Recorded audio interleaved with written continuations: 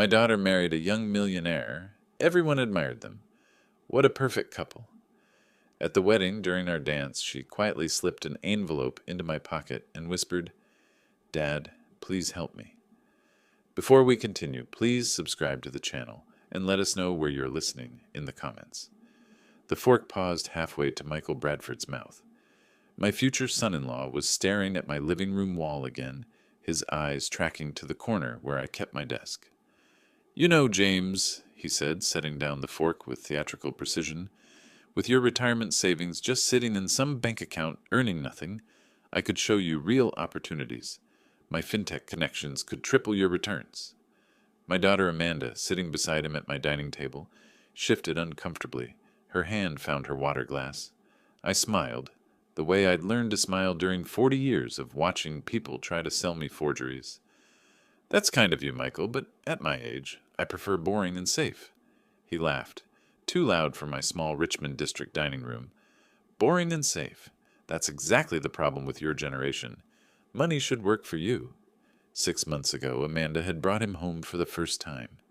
I remembered standing in this same doorway, watching him park his Tesla with unnecessary drama, the chrome gleaming like a promise. He'd gripped my hand with the enthusiasm of a politician, his watch catching the light.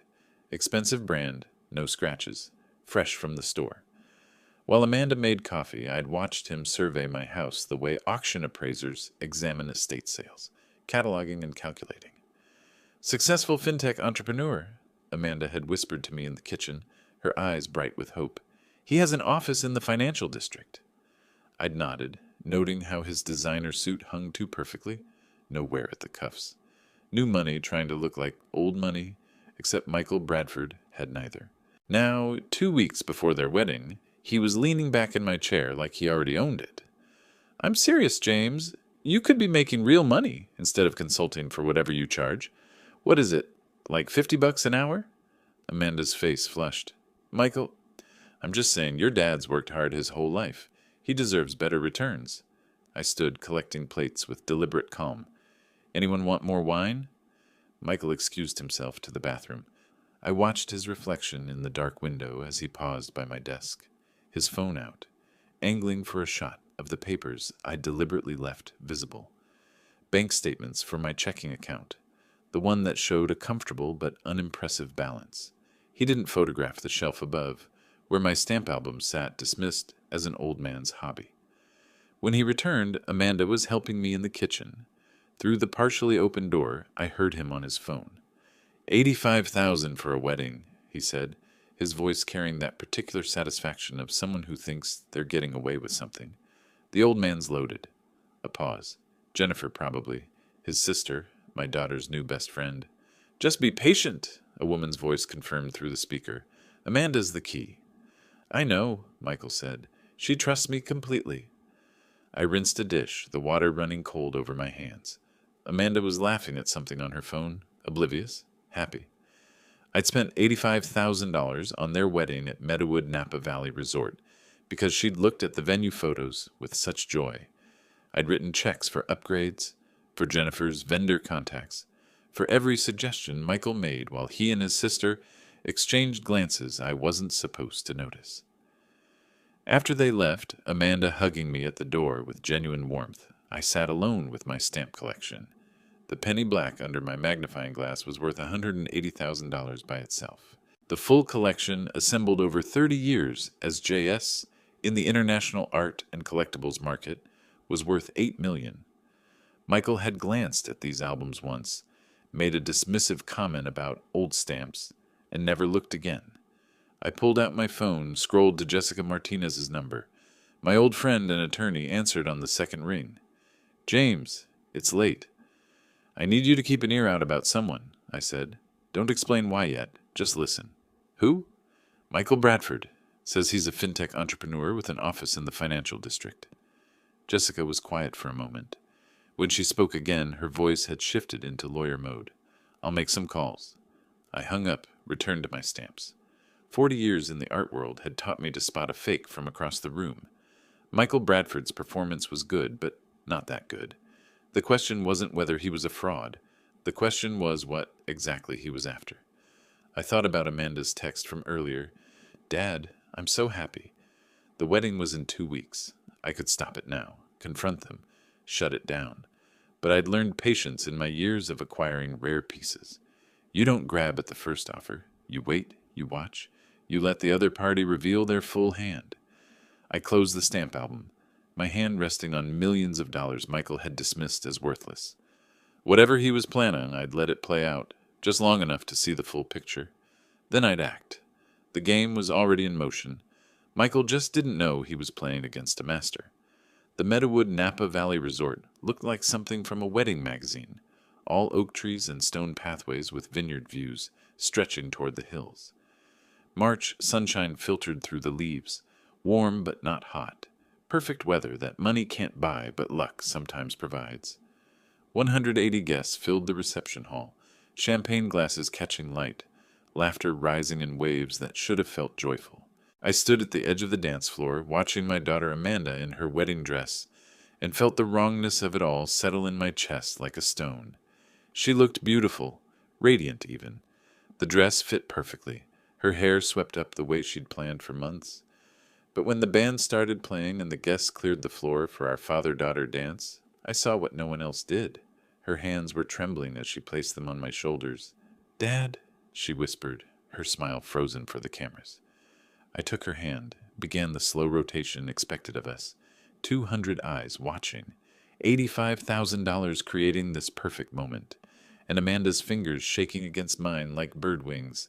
She leaned close, her voice barely audible over the music. "Read it when you're alone. Please, Dad."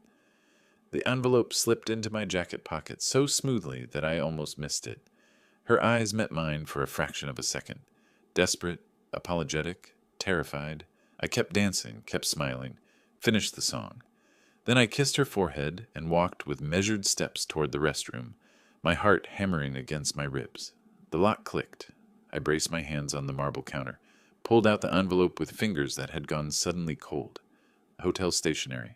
Amanda's handwriting, shaky but clear. "Dad, help me. 3 days ago, I overheard Michael on the phone with Jennifer.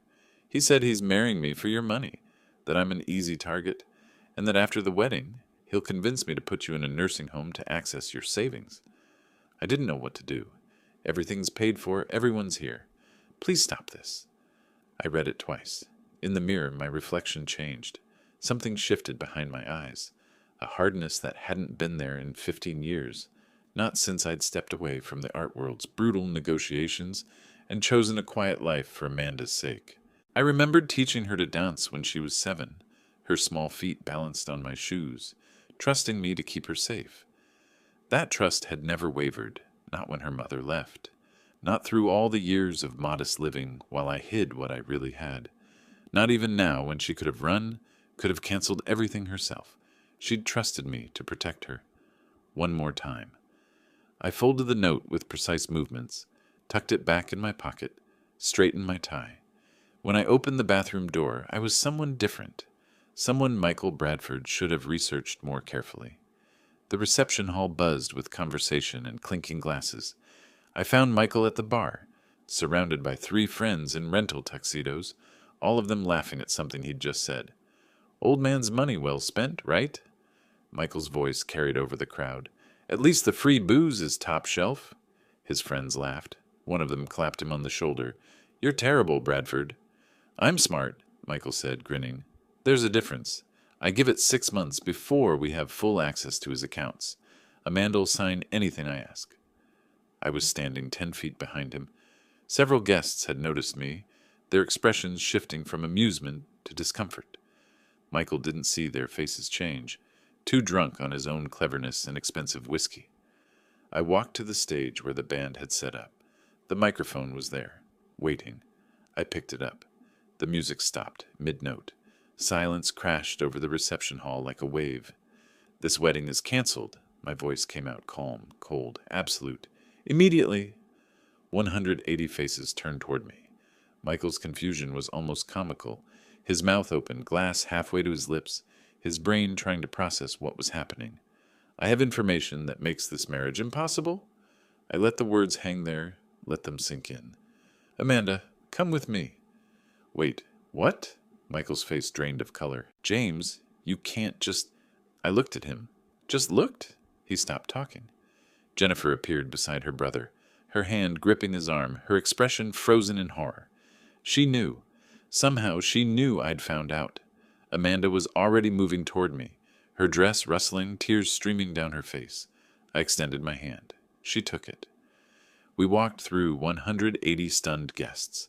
Phones were coming out now, cameras capturing everything. Michael's voice rose behind us, stammering protests that convinced no one. Amanda! Amanda! Wait! Your father's confused. He doesn't understand. Jennifer hissed something at him. Shut up. Don't make it worse. How could it be worse? He knows. Somehow, he knows. The parking lot air hit us cool and clean. I opened my car door for Amanda, looked back once at the resort entrance.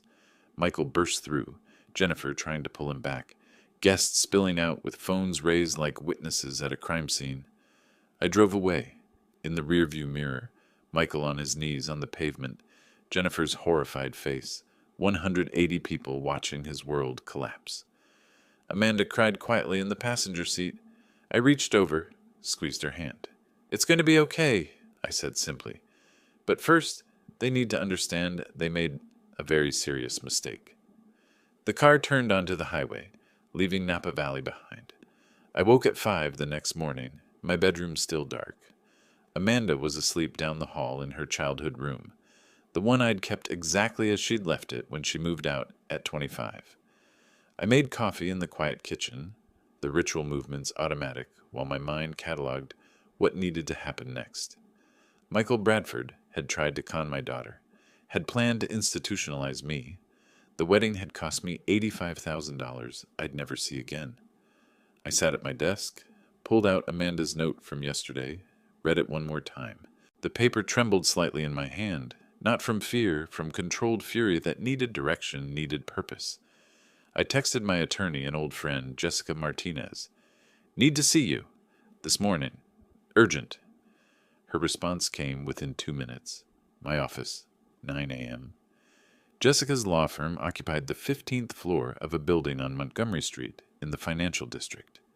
I'd known her for 30 years since she was a junior associate, and I was building my art collection under a pseudonym. She'd helped me structure my anonymity when I decided to step back from that world, to live quietly for Amanda's sake. Her corner office overlooked the bay, morning light turning the water silver. She stood when I entered, her expression already serious. Jessica had excellent instincts for reading emergencies. I handed her Amanda's note without preamble. She read it twice, her jaw tightening. Elder financial abuse. That's a felony in California. But we need evidence beyond this note. We need to know who we're dealing with. That's why I'm here.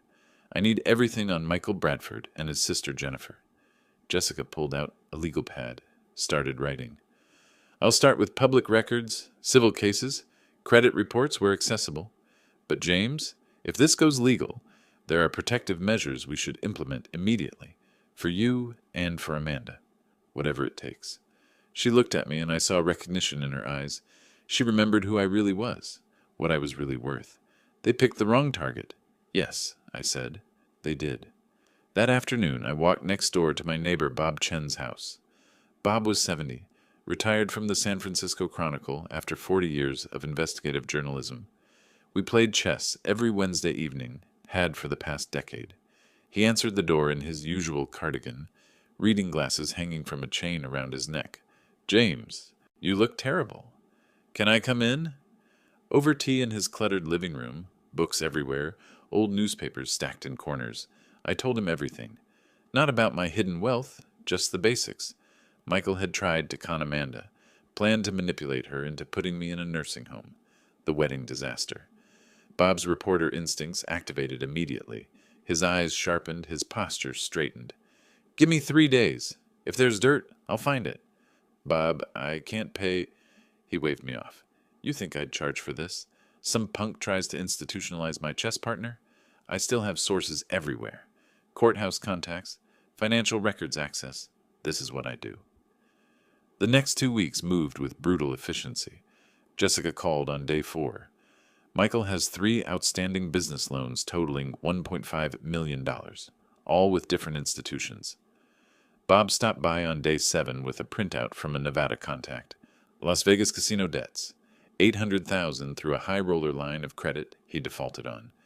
Jessica again, day 9. IRS tax liens. $300,000. And Jennifer Bradford has $400,000 in debts from failed real estate deals. Bob delivered his full dossier on day 12, setting a manila folder on my kitchen table with satisfaction. The Tesla, leased. The financial district office, $500 a month for a co-working desk. His startup filed bankruptcy 14 months ago. And here's the interesting part. He was engaged 2 years ago to a woman from a wealthy Marin County family. Engagement ended suddenly with a sealed settlement.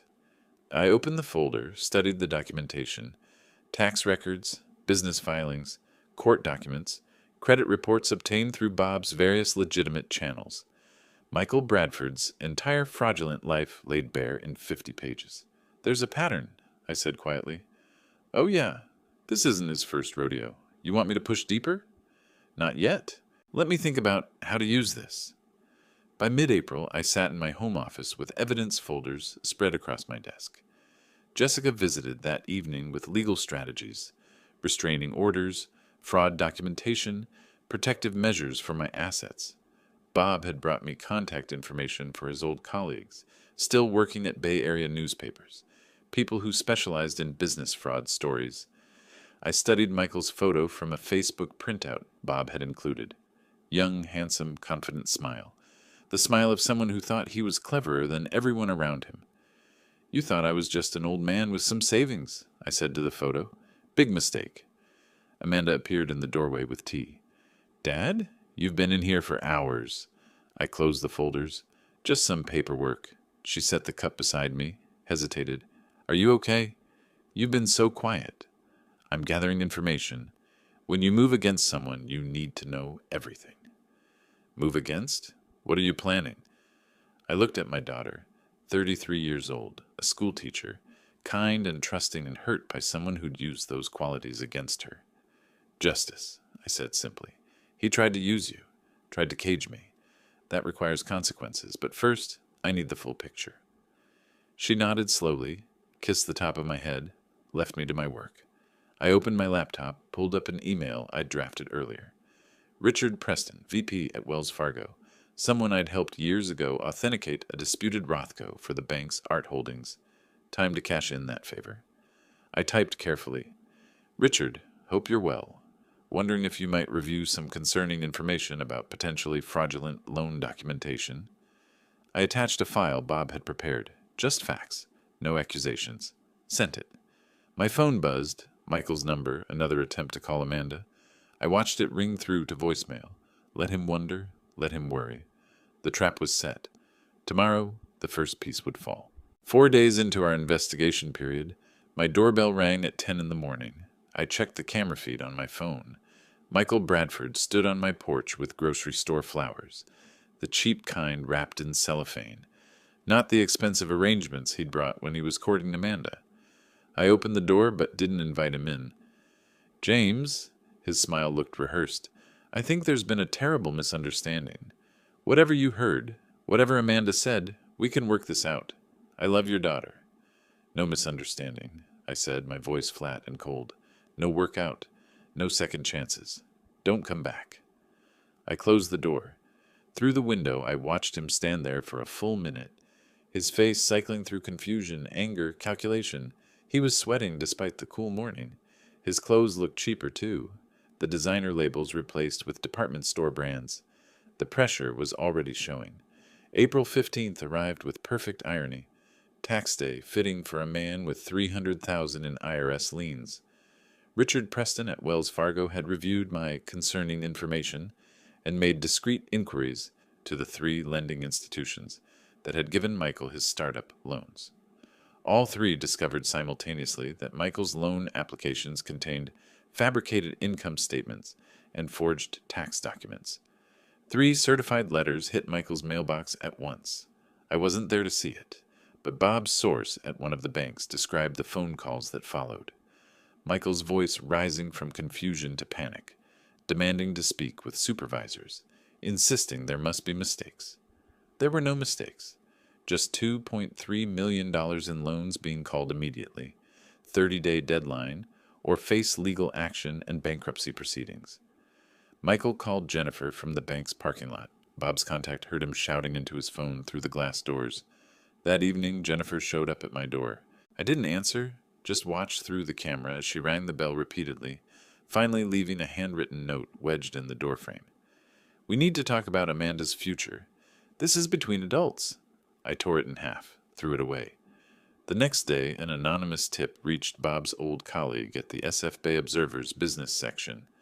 Just information about concerning patterns in local startup financing and authorities reviewing potentially fraudulent loan applications in the fintech sector. Vague enough to be legal, specific enough that people in Michael's circle connected the dots. His scheduled meeting with a potential investor got canceled via text. His co-working space manager sent an email reviewing lease agreements due to member complaints. The Tesla leasing company sent a late payment notice. His automatic payment had bounced. Everything was closing in. I maintained my normal routine. Morning walks through Golden Gate Park. Chess with Bob on Wednesday evening. Cooking dinner for Amanda, who was slowly recovering her equilibrium.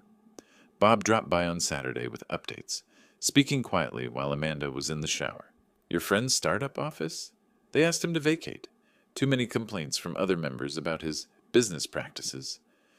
"Word travels fast in small business communities," I said, "especially when someone makes sure it travels." Bob's eyes twinkled. "You want me to push harder?" "No. Let it develop naturally. Desperation makes people careless. He'll make mistakes." That evening, Amanda and I sat at the kitchen table with tea. She'd been quiet all day, staring at her phone occasionally, like she expected it to ring. "Michael came by last week, didn't he?" she asked. "The doorbell camera recorded something." "He did. I sent him away." "How do you feel about that?" She was quiet for a moment. "Relieved. Also sad. I really thought—" She shook her head. "But I heard what he said to Jennifer. I know what he planned." I reached across the table, squeezed her hand. "You were kind. He took advantage. That's on him, not you. Remember that." Meanwhile, across the city, Michael and Jennifer were spiraling. Bob had a contact in Michael's apartment building, a maintenance worker who occasionally overheard conversations through thin walls. Michael pacing his living room at midnight, Jennifer's voice sharp with stress. Calculator out. Bills spread across his table, showing impossible math. 3 separate institutions, Jennifer had said. Same day? Someone made this happen? Who? The old man? Michael's laugh was brittle. He's a retired consultant living in Richmond. What power does he have? What do we actually know about him? I researched him. Public records show a modest pension, Social Security, small consulting income. He lives in a house worth maybe $800,000. He's nobody. But doubt was creeping in.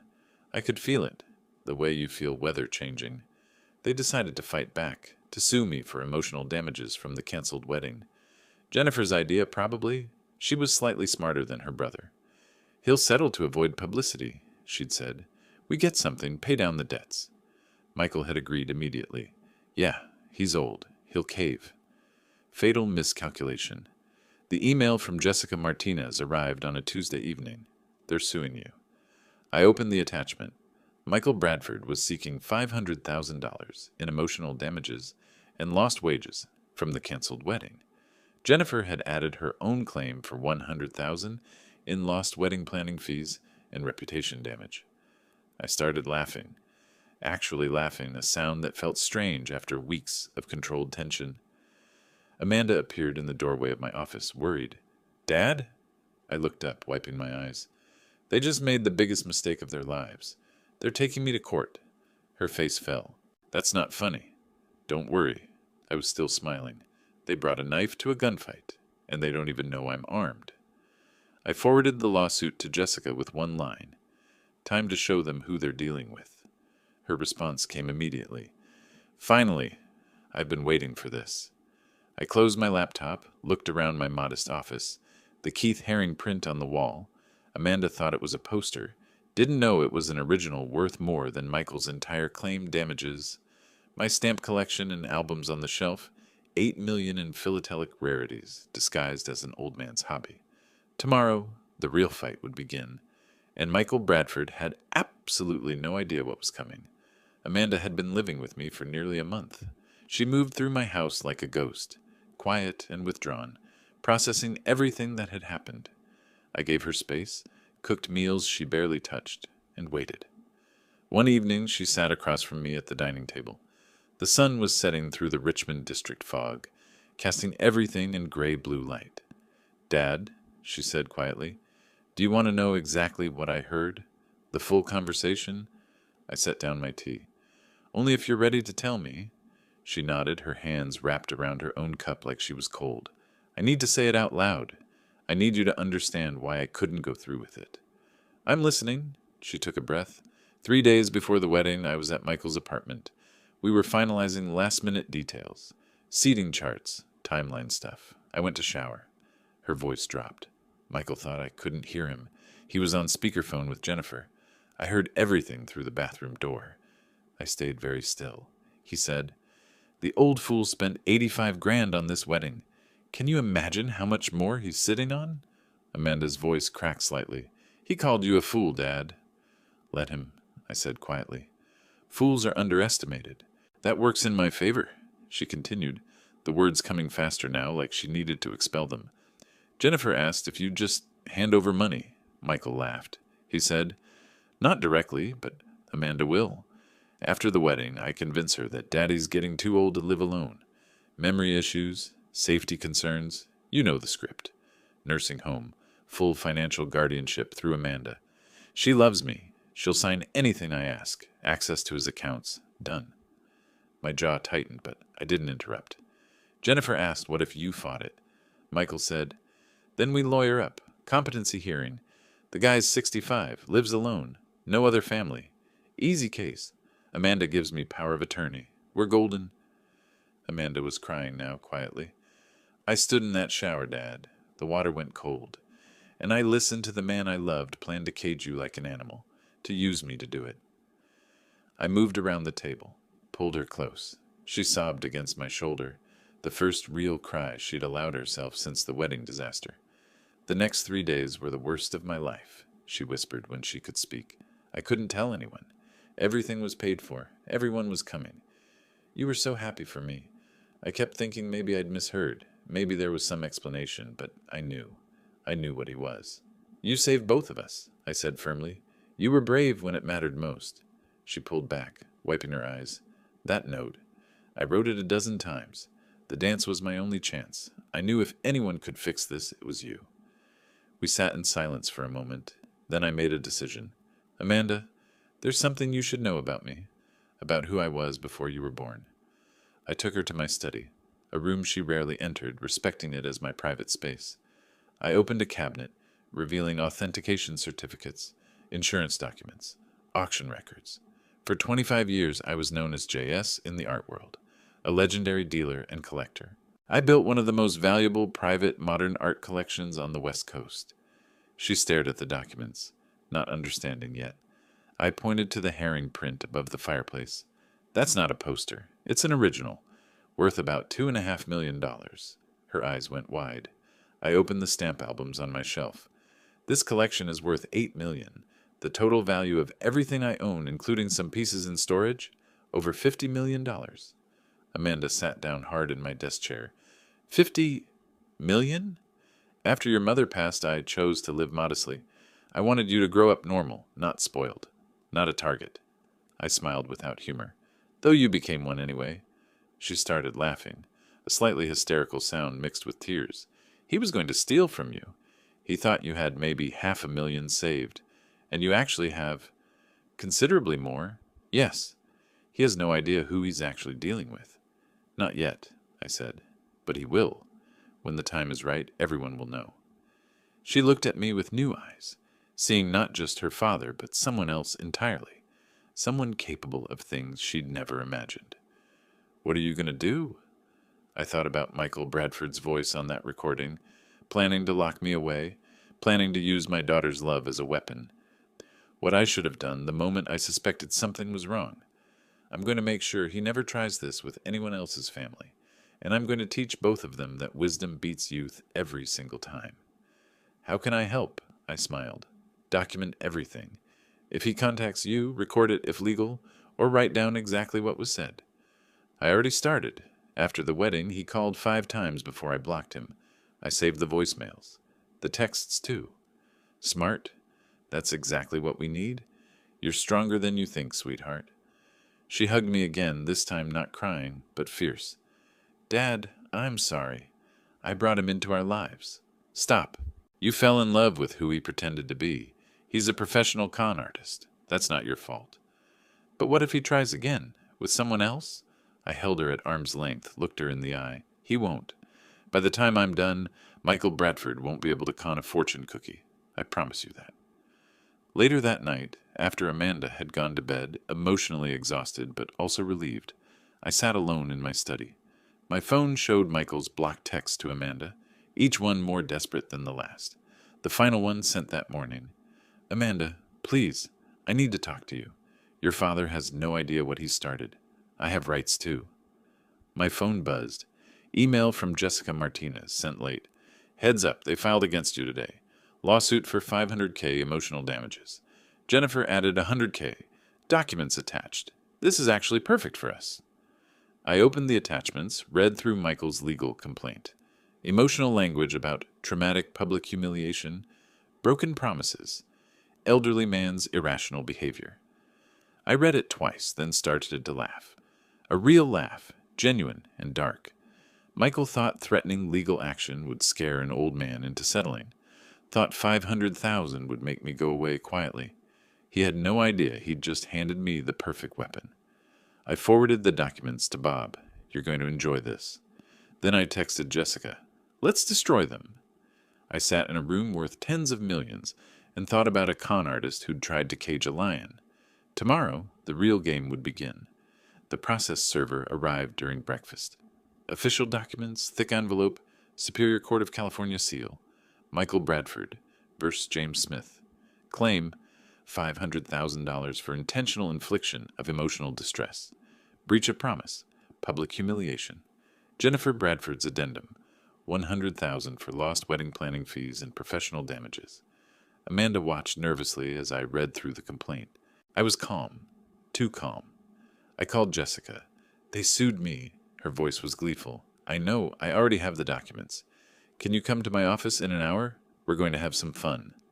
At Morrison & Associates, Jessica's conference room overlooked the financial district, glass and steel towers stretching toward the bay. She spread Michael's lawsuit across the polished table. This is the best gift they could have given us. Her eyes gleamed with professional satisfaction. By filing suit, they opened the door for discovery. We get to subpoena everything. Bank records, communications, past relationships, and we counter with elder financial abuse charges.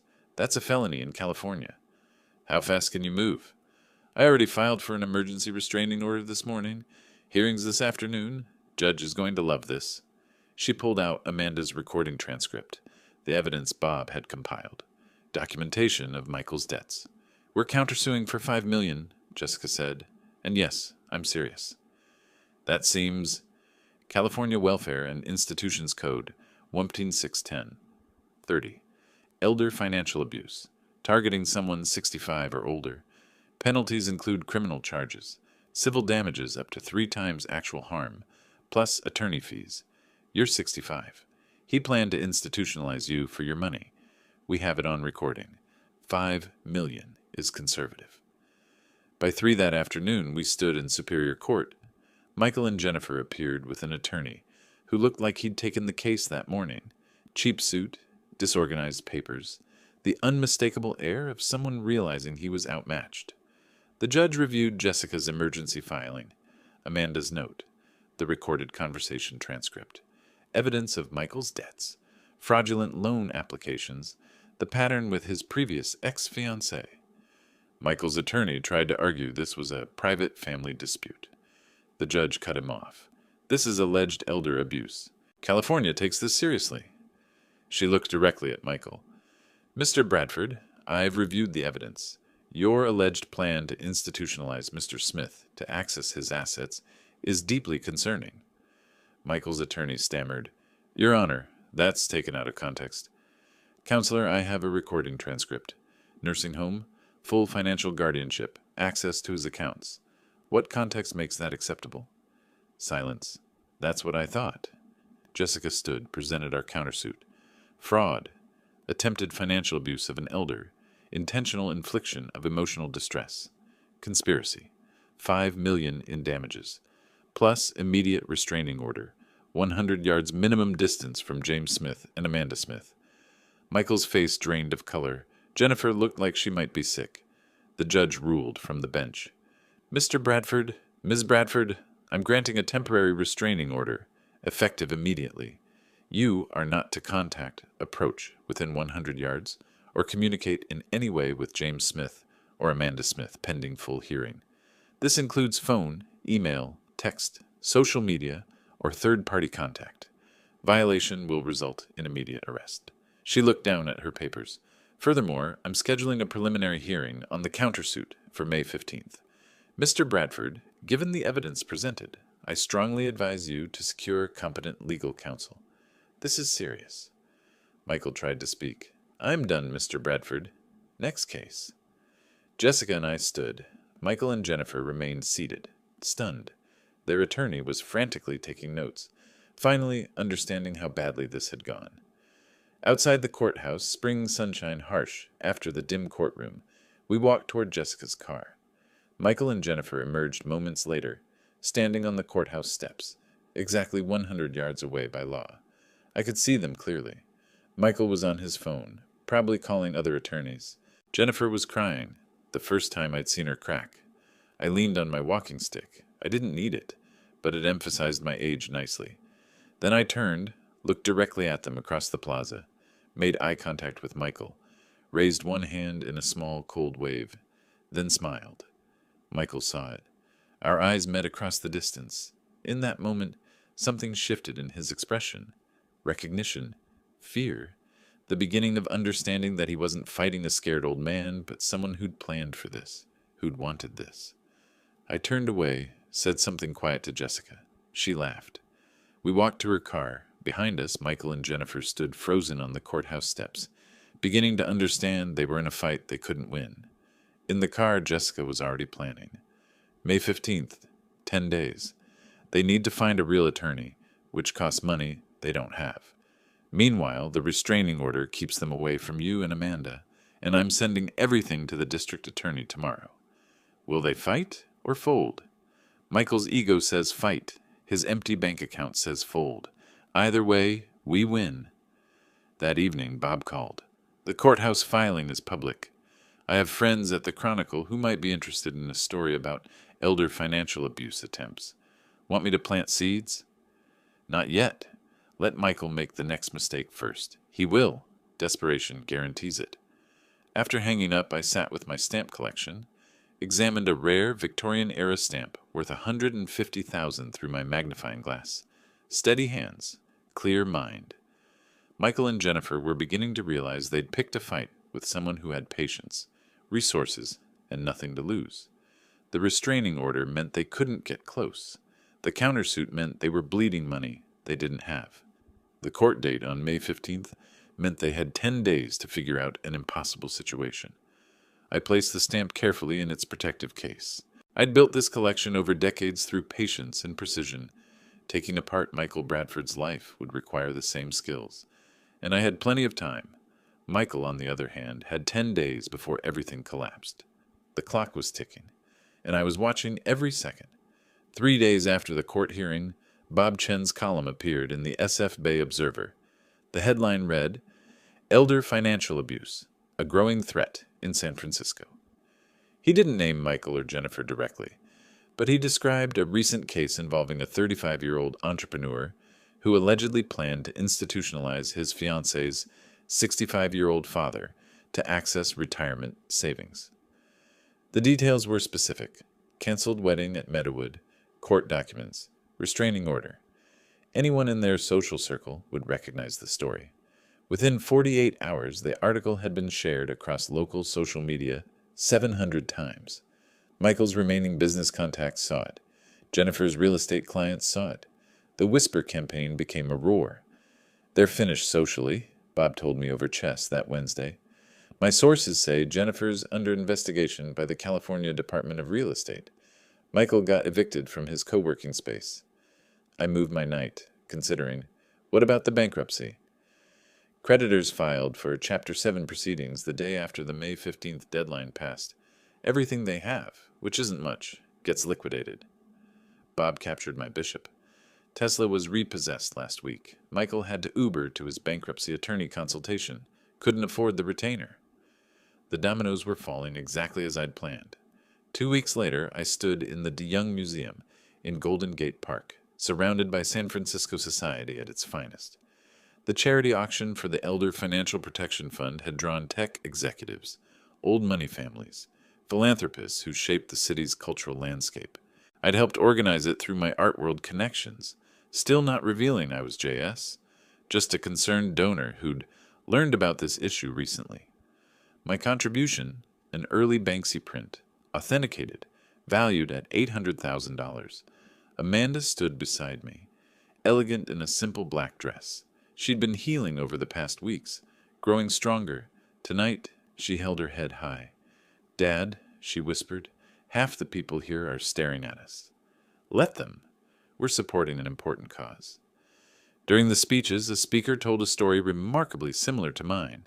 A man in his 30s who'd planned to institutionalize his girlfriend's father to steal retirement savings. No names given, but people in the room connected the dots.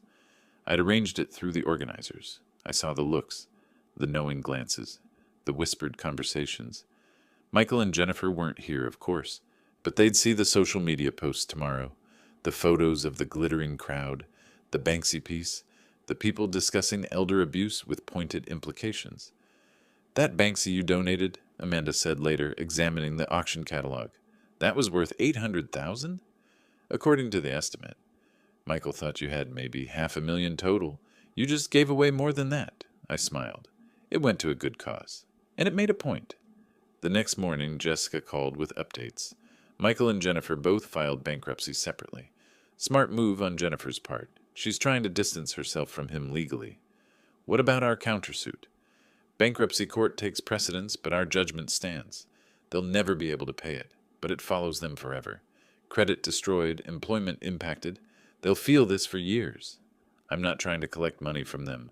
I'm trying to make sure they never do this again. Mission accomplished. No bank will touch them. No legitimate employer will hire them for any position of trust. Bob's sources reported their deterioration in detail. Michael and Jennifer had moved in together temporarily. Both broke, both unemployed, sharing his studio apartment. The arrangement lasted 2 weeks before it exploded. "They're screaming at each other nightly," Bob told me. "My contact in the building says the neighbor filed a noise complaint." I don't take pleasure in their suffering. You shouldn't. But you should know. Jennifer moved out yesterday, crashed with a friend in the sunset. The partnership is over. They're blaming each other. Predictable. Shared guilt destroys relationships. They couldn't face what they'd done together. Then Michael's letter arrived. Amanda brought it to me, her expression uncertain. It came through Sarah, my friend from teaching. He asked her to give it to me. He's not supposed to contact me directly because of the restraining order. I read it. Emotional, well-written, manipulative. Michael claimed Jennifer had pushed him into everything, said his feelings for Amanda were real, begged for one meeting to explain. Amanda watched my face. I'm thinking about meeting him, just to give him closure. Every protective instinct screamed no. Absolutely not. It was dangerous. He'd manipulate her. But I remembered Jessica's advice from weeks ago. You can't shield her forever. She needs to make this choice and see who he really is. I made a difficult decision. You're an adult. This is your choice. But if you meet him, it's in a public place during daylight, and I'll be close by. She nodded slowly. Blue Bottle on Hayes Street, Saturday afternoon. I called Bob. I need you at the cafe. Discreet. Recording device for safety. Already planning it. To Jessica. The restraining order, if Amanda initiates contact, that's legal. Yes, but if he becomes threatening, it's grounds for arrest. I'll have SFPD aware of the situation. Saturday arrived. I positioned myself across from Blue Bottle in my car where Amanda could see me through the window. Bob sat inside at a corner table with a newspaper and discreet recording equipment. We'd arranged a signal. If Amanda placed her coffee cup at the edge of the table, I'd enter immediately. Through the cafe window, I watched Michael arrive first. He looked terrible. Unshaven, worn clothes, hollow-eyed. When Amanda walked in, he stood with what appeared to be genuine tears. I couldn't hear the conversation. Could only watch body language. Wait. Trust my daughter's strength. 15 minutes passed. 20. Then Amanda stood abruptly, placed her cup at the table's edge. I was out of the car and crossing the street before she reached the door. She walked straight to me, her expression clear and resolved. Not crying, not shaken, clear-eyed. We got in the car, sat in silence. Finally, she spoke. You were right, about all of it. He asked me to get money from you. Even now, broke and desperate, it was about money. I took her hand. I'm sorry you had to see it. I'm not sorry. I needed to see it myself. Now I know. Bob called as we drove home. Got everything on audio. He violated the restraining order spirit by trying to use her to reach you, and he admitted hearing rumors about your wealth. That evening, Jessica called. The DA is filing charges. Tax fraud, loan fraud, attempted elder financial abuse. They want you to testify. Preliminary hearing in 3 weeks. Will I have to explain my resources? If Michael's attorney tries to claim you're exaggerating? Yes. This is when the JS reveal happens. Your choice? Amanda was listening. She nodded at me. Do it, Dad. Let everyone know who you really are. You've hidden long enough, I decided. I'll testify. Fully. Let them know who JS is. Jessica paused. It'll make news. Your art world reputation will go public. Good. Maybe another young con artist will think twice before targeting someone they assume is weak because of age. After the call, I sat in my study surrounded by my hidden treasures. Basquiat, Herring, Banksy, rare stamps worth millions. For 15 years, I'd hidden this to protect Amanda. Now, revealing it would protect others. The testimony would be my final move, not from shadows, but in full light. Amanda arrived at Blue Bottle Cafe on Hayes Street at 2 p.m. Michael was already there, transformed from the polished entrepreneur who'd once courted her. Unshaven, clothes that hung loose on his frame, dark circles carved beneath his eyes like bruises. He stood when she entered. Tears, real or performed, filled his eyes. Amanda, thank you for giving me this chance. She sat, her posture guarded. Bob Chen was 2 tables away, absorbed in his newspaper, the recording device active in his jacket pocket. Through the window, she could see her father's car parked across the street, exactly where he'd promised. Michael launched into his prepared speech. I've had time to think, what I did, what I became. His voice cracked authentically. Jennifer, she pushed so hard. She's always been about money, status. I got caught up in her plans. But my feelings for you were real. Are real. He reached for her hand across the table. She didn't pull away immediately, but didn't return the gesture either. Michael, I heard what you said to Jennifer. The nursing home plan. Using me to control my father. How do you explain that? He'd rehearsed this answer. I was performing for her.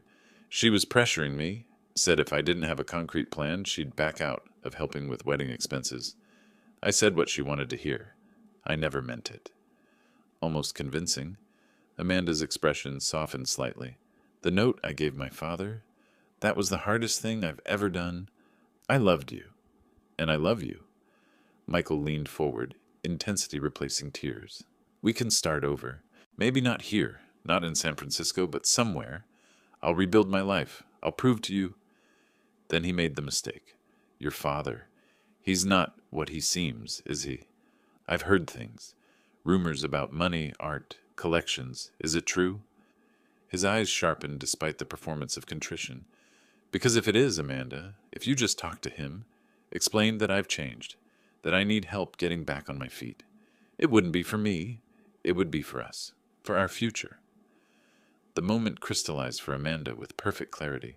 She stood calmly, placed her coffee cup at the table's edge, the prearranged signal, and spoke with a steadiness that surprised even her. It was never about me, not 6 months ago, not at the wedding, not now. You don't love me, Michael. You love what you think you can get through me. Michael's facade cracked like dropped porcelain. He stood, his voice rising. Amanda, wait. You don't understand the pressure I'm under. Your father destroyed me.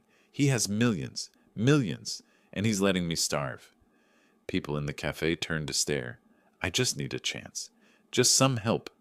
Amanda walked toward the door, her voice carrying across the suddenly quiet space. Don't contact me again. Don't write. Don't call. We're done. She crossed the street to her father's car, got in the passenger seat. They sat in silence while she processed what had happened. Finally, she spoke. You were right about all of it. He asked me to get money from you. Even now, even after everything, it was about money. James covered her hand with his. I'm sorry you had to see it, but I'm proud of you for facing it.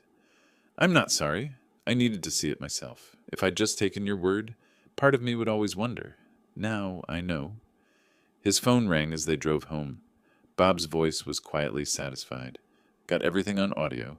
He violated the restraining order spirit by trying to use her to reach you, and he admitted investigating your wealth. This is usable.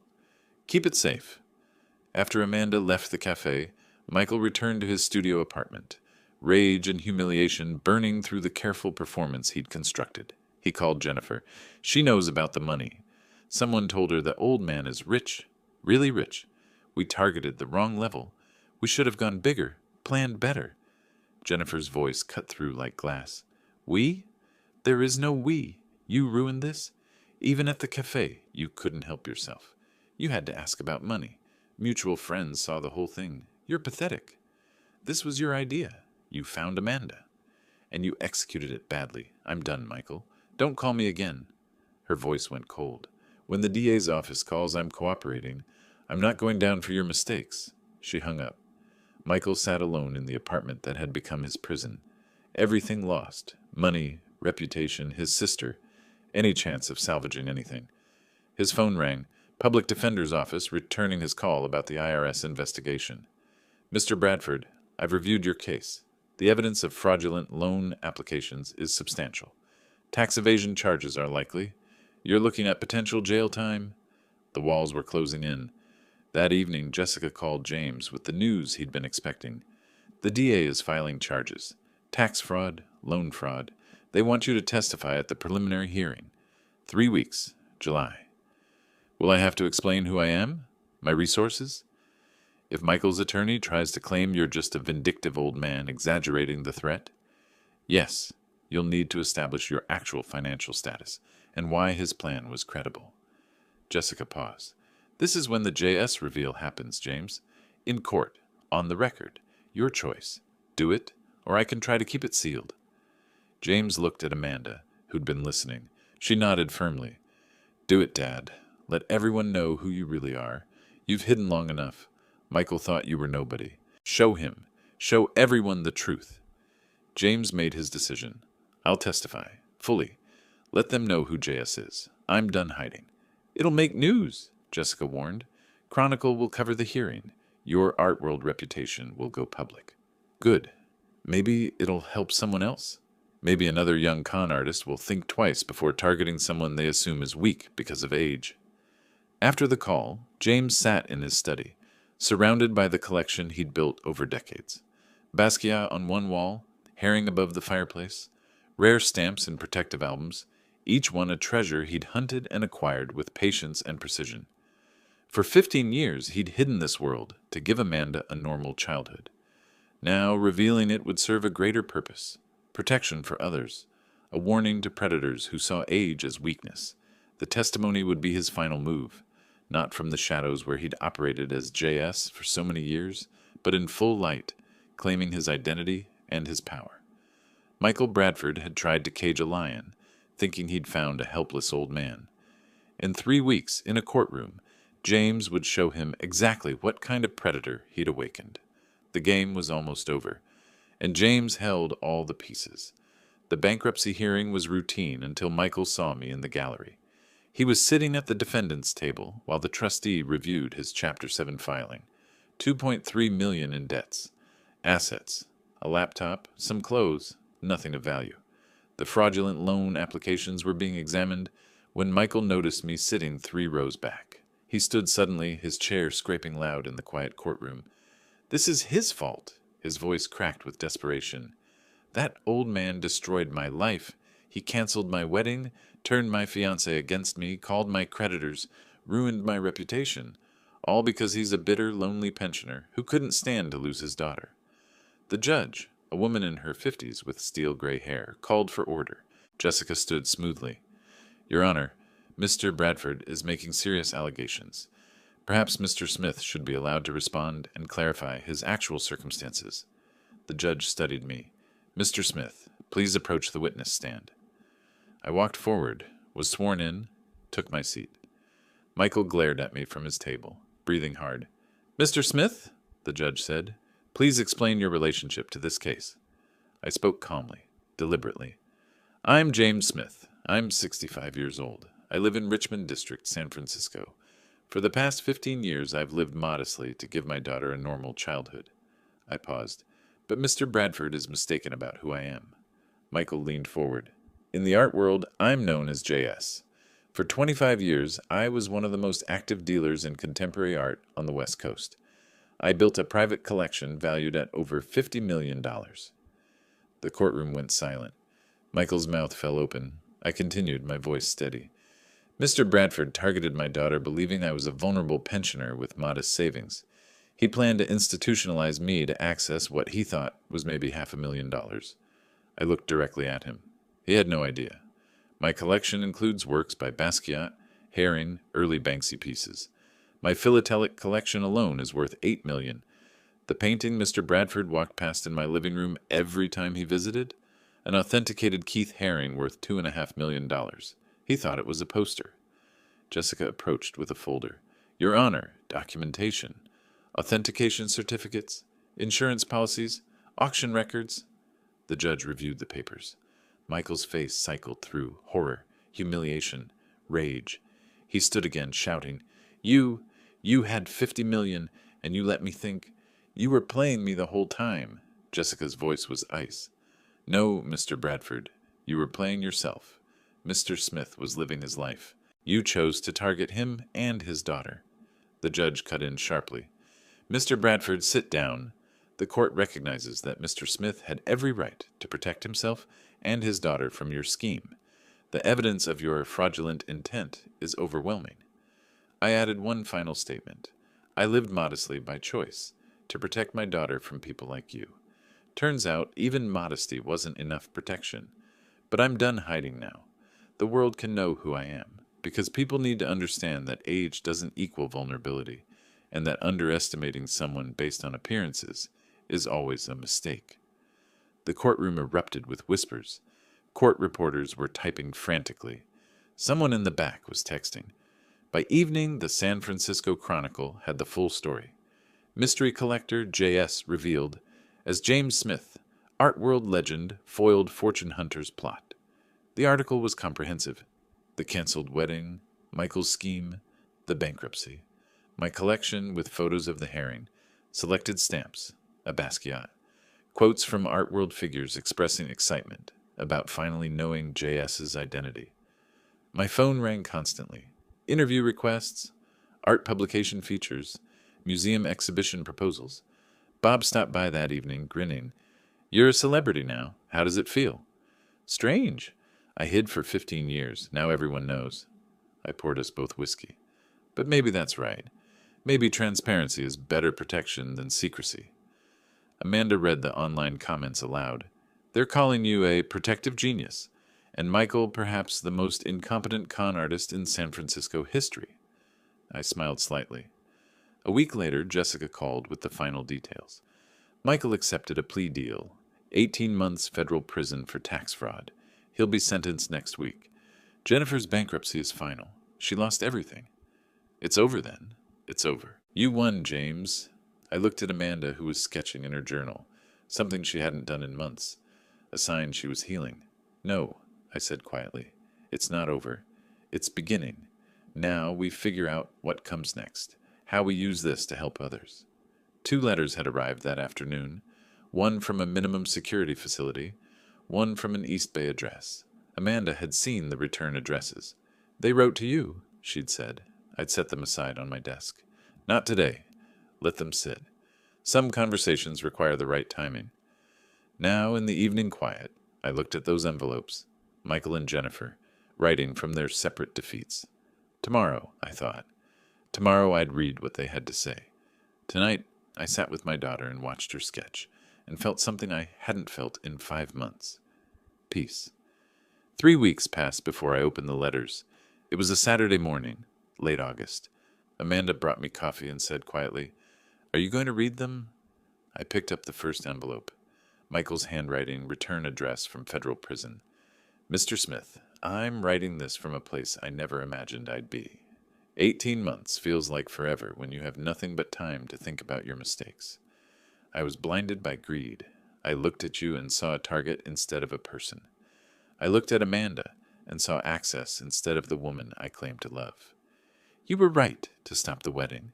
You were right about everything. You gave me a lesson I'll never forget. I don't expect forgiveness. I don't deserve it. But Amanda deserves to know I understand what I did to her, and I'm sorry. I hope she finds someone worthy of her. It was never me." Jennifer's letter was shorter, written on cheap paper. "Mr. Smith, I've lost everything. My license, my career, my savings, my brother, my reputation. I'm working in a call center making $11 an hour. Some mornings I don't want to get up. But I do, because I have to live with what I've done. You had every right to stop us. We planned something cruel and thought we'd get away with it because you were older and seemed alone. We were wrong about your circumstances, but more importantly, we were wrong about who you are as a person.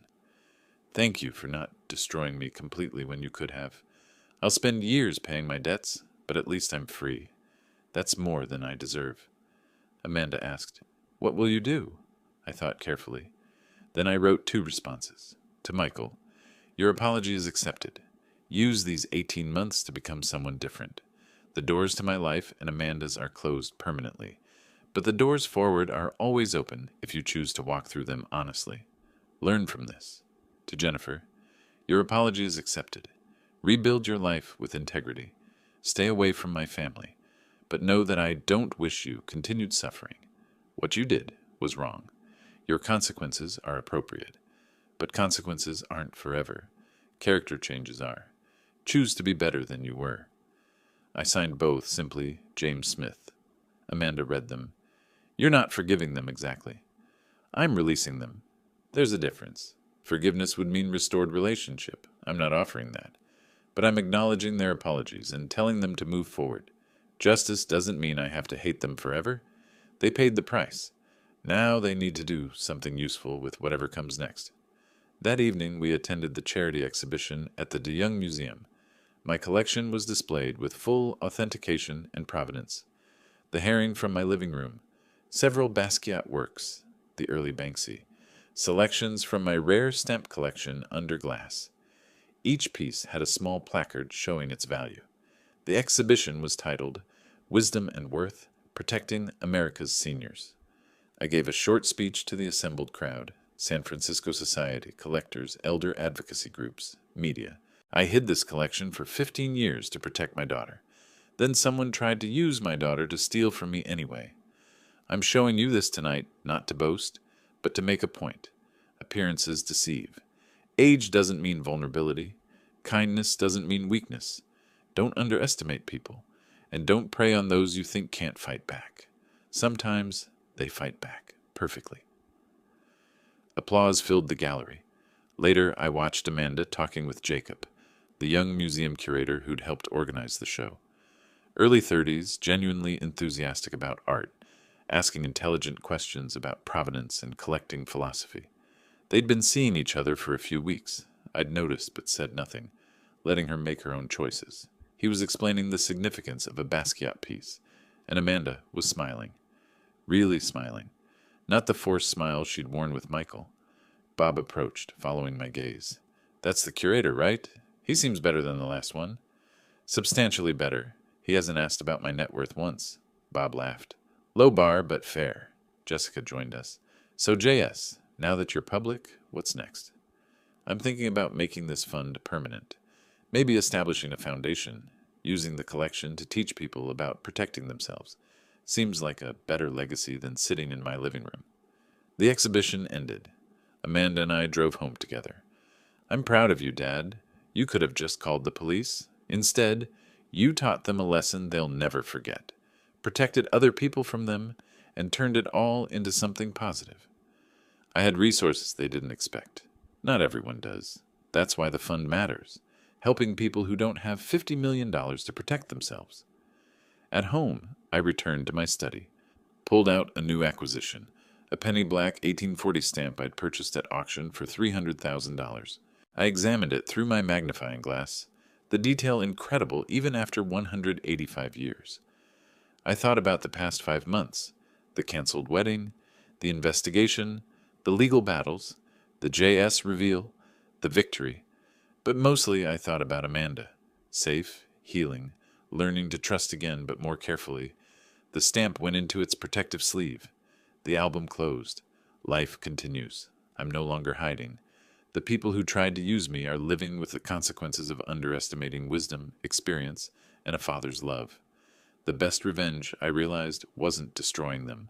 It was living well, openly, and making sure they could never do it again. That's justice. That's enough.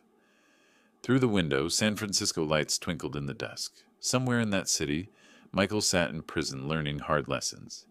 Jennifer worked late at a call center. They were living with consequences, but they were living. That's grace. The album on the shelf contained millions in stamps. The walls held millions in art. But the real treasure was in the next room.